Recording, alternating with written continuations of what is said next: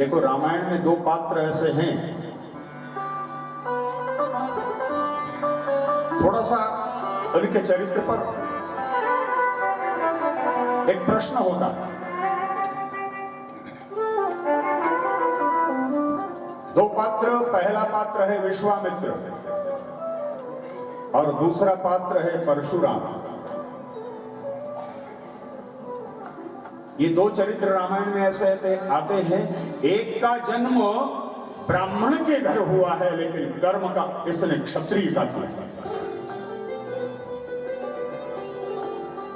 और एक का जन्म क्षत्रिय के घर हुआ है पर कर्म इसने ब्राह्मण का किया।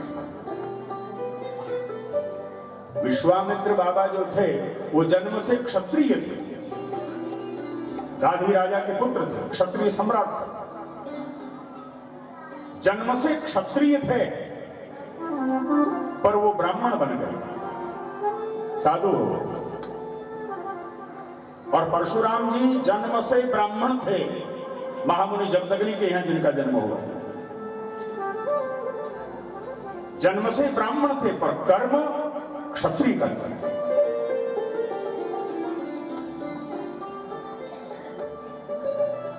क्षत्रिय का भूषण है शस्त्र धारण करना, ये क्षत्रिय का भूषण, और ब्राह्मण का भूषण है शास्त्र धारण करना, ये ब्राह्मण का भूषण। एक ब्राह्मण के घर पैदा हुआ पर शास्त्रों पर भरोसा नहीं रहा, और एक क्षत्रिय के घर पैदा हुआ उसको शस्त्रों पर भरोसा नहीं रहा।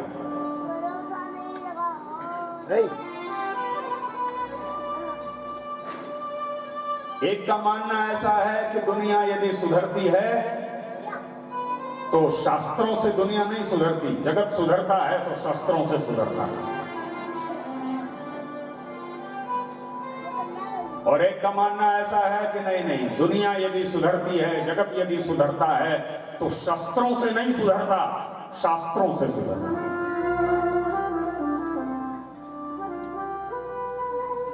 एक का मानना ऐसा है। हम जन्माष्टमी के दिन 12 बजे रात तक मंदिर में जागते हैं, भगवान की आरती प्रसाद करते हैं, 2 बजे घर आते हैं प्रसाद लेकर के। ऐसा क्यों करते हैं? ऐसा इसलिए करते हैं कि हमारे शास्त्र कहते हैं कि आज हमारे प्रभु भगवान श्री कृष्णचंद्र का जन्म हुआ।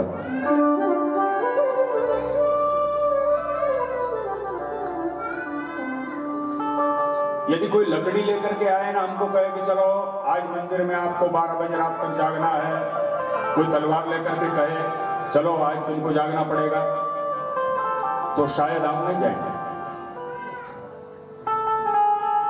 जगत शस्त्रों से नहीं सुधरता, जगत शास्त्रों से सुधरता है।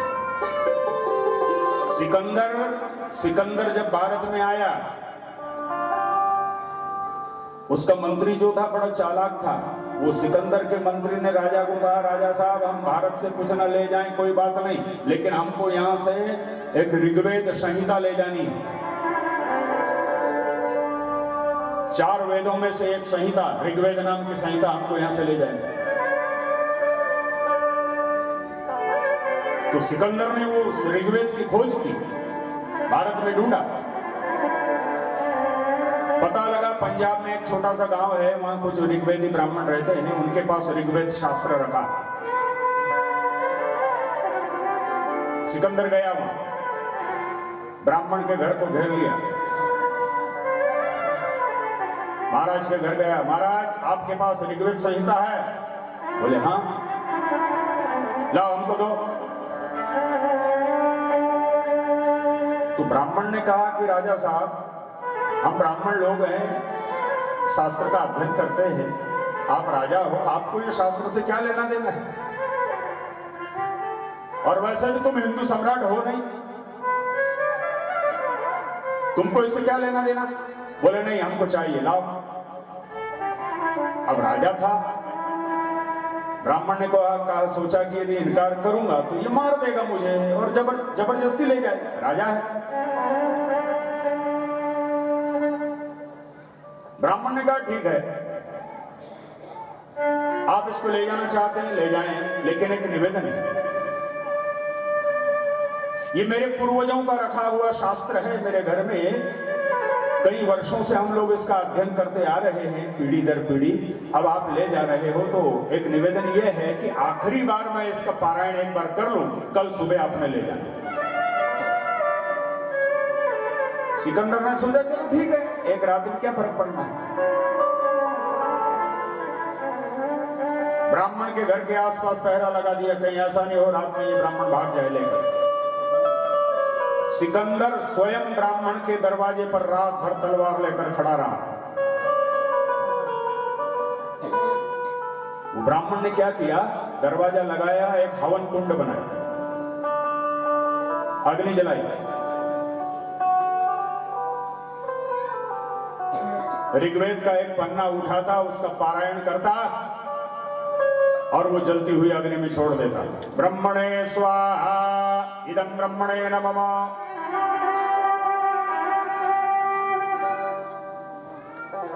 रात भर ब्राह्मण ऐसा करता रहा, वो पन्ने पारायण करता रहा, ऋग्वेद के और अग्नि में छोड़ता रहा।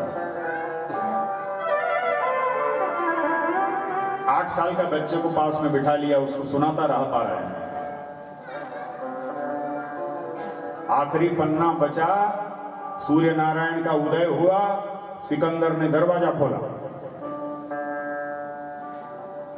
ब्राह्मण ने वो आखिरी पन्ने का पारायण किया, सिकंदर की आंखों के सामने ब्रह्मणे स्वाहा जहां अग्नि में डाला कि सिकंदर ने तलवार खींची।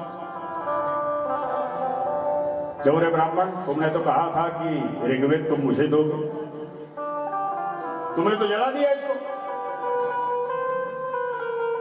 ब्राह्मण ने कहा राजा साहब तलवार को म्यान करो, मैं भारतवर्ष का ब्राह्मण हूं, मैंने आपको वचन दिया है शास्त्र तुम्हें दूंगा, तो ये पक्की बात है मैं तुम्हें दूंगा। तो सिकंदर ने कहा कि कैसे दोगे, तुमने तो जला दिया इसको। सिकंदर को ब्राह्मण ने कहा कि राजा साहब मैंने पूरी रात ऋग्वेद शास्त्र का पारायण किया है और इसके जितने मंत्र हैं वो सारे मंत्र मैंने अपने 8 साल के बच्चे के हृदय में उतार दिए,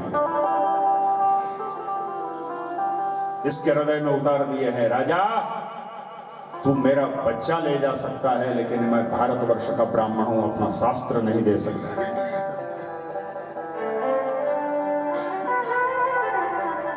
भारत की घटी हुई सत्य घटना है। और कहते हैं कि सिकंदर वो ब्राह्मण के 8 साल के बच्चे को ले गए।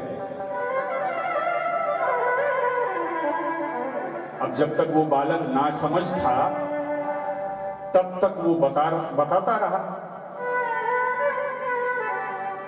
जिस दिन उसको समझदारी आ गई तो उसने बताना बंद कर दिया,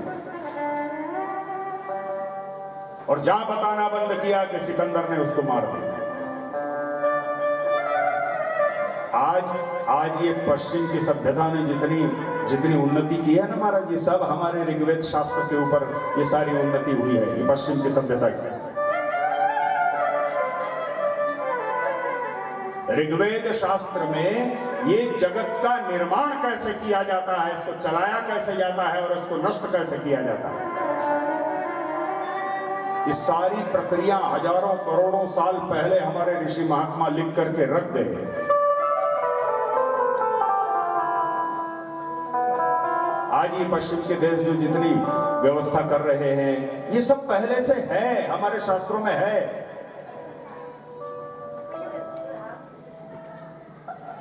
मेरे कहने का आशय यह है कि शास्त्र के ऊपर इतना विश्वास था कि एक व्यक्ति अपना बालक दे सकता है लेकिन अपना शास्त्र नहीं दे सकता।